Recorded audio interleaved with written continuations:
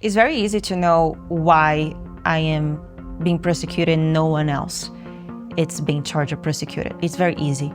I called the FBI to report Bill Barr and Armstrong Williams.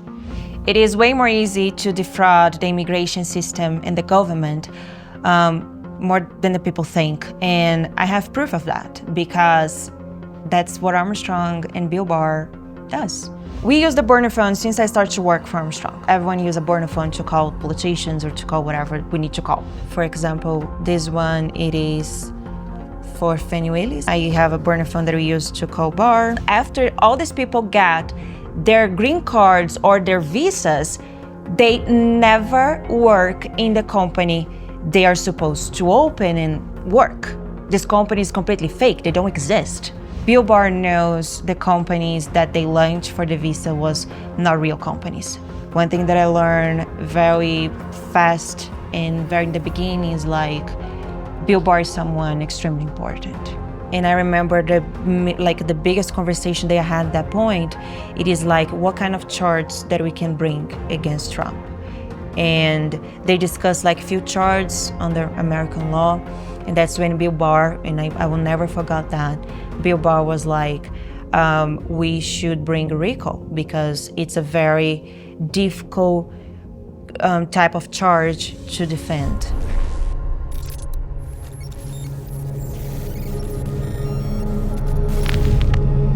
Hi, my name is Patricia Lelis. I'm a journalist and I work with politics for a long time. And back 2018, I got married with an American, and that's how and why I moved to the US and started to work as a journalist in USA. I started to work for Armstrong Williams in 2021, and I was hired as a journalist for his TV stations. I met Armstrong Williams through David Smith, the owner of Sinclair Broadcast Group. Armstrong Williams, he worked with politics. He claims he's a journalist. He has some TV stations. He always also a lobbyist too. And it's very hard to say who is Armstrong Williams because until today, I don't have this answer for you.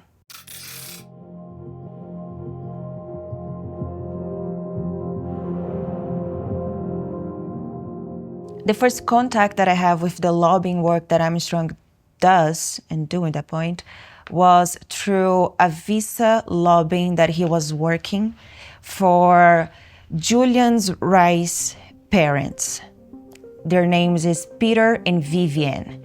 Julian, it is a billionaire and he's not American. He's living in US right now because he has a visa that he got through Armstrong too, but I was not working for Armstrong at that point. Armstrong Williams offered me $700,000 just for Julian visa. Yes, we did have a conversation about that. So he offered me $700,000 to work just in Julian visa case. And I have the contracts for that. I remember I have some project that he wanted me to take like $1.5 million or like $1.3 and I was like, look, I'm not that comfortable with that because, you know, like how am I going to explain that? And all the time he's like using that like, no, it's because you're not from here, it's because you don't understand the system, you don't understand the business, and that's how much it costs to have a visa to live in the US. And that's how much he offered me. And in the end, he didn't want to do a contract for this kind of stuff.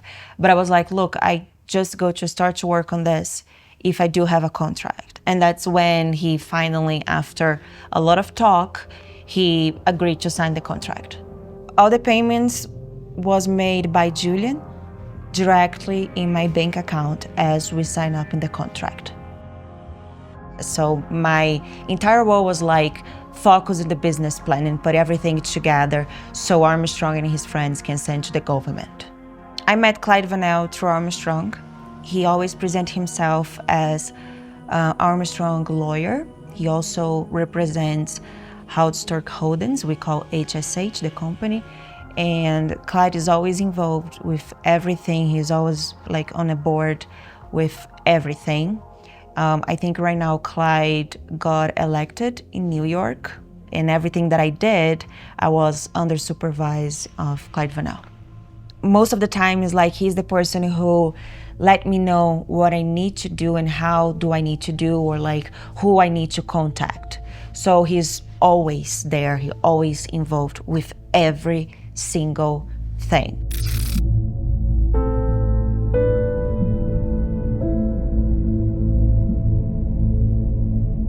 We start to sell these visas for these billionaires, and they are supposed like to launch a company. Like Julian's parents, they are supposed to have this company, this cosmeticals company.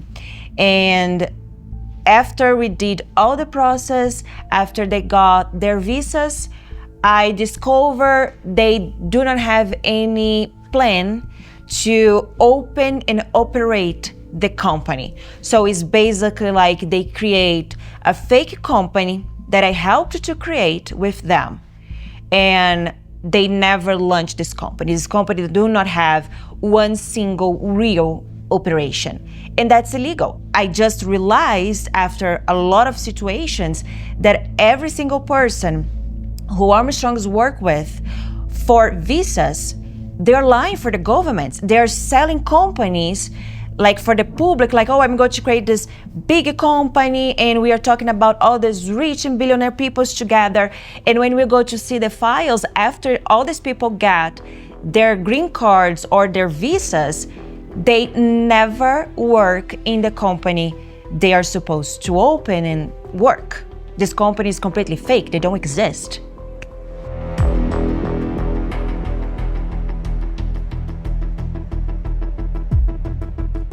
Reese Cosmetics? No, there's nobody there. Nobody's there. No, nobody's there. And there used to be no one there. Like, it's always empty. It's always empty? Yeah? We don't have the big. This company was supposed to sell cosmetical in the US because Julian, he has a very huge company about cosmeticals, like I think it's called Super Ordinary. So it was supposed to be kind of the same company, but for his parents. I went to Singapore to help them with the interview. I went there with all the documentation. Don't ask me why the interview was in Singapore, because they're not living in Singapore, but because Armstrong has a contact in Singapore that booked faster the interview. So I went to Singapore for this interview with them, and it was extremely fast. I'm not joking, like 10 minutes.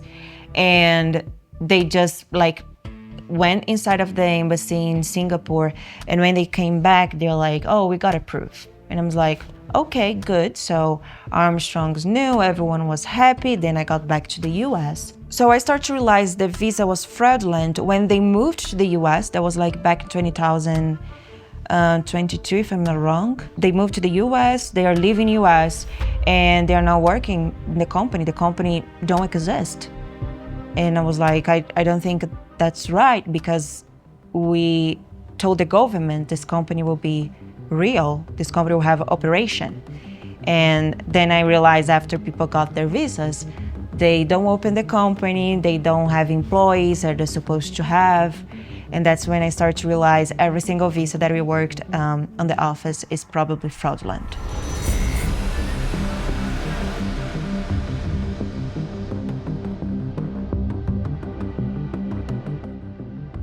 Bill Barr knows the companies that they launched for the visa was not real companies. Because after Julian's parents got their visas, I saw him after, and I was like, you know, we need to start to work in this company and make everything run. And he's like, oh, don't worry about it. Everything will be fine. Armstrong and Bill Barr, they had a contact inside of the government. I think the name of the guy was Jonathan Cohens. As I understood, everyone who works for Armstrong and Bill Barr, everyone knew. Everyone knows, like, the company was fake.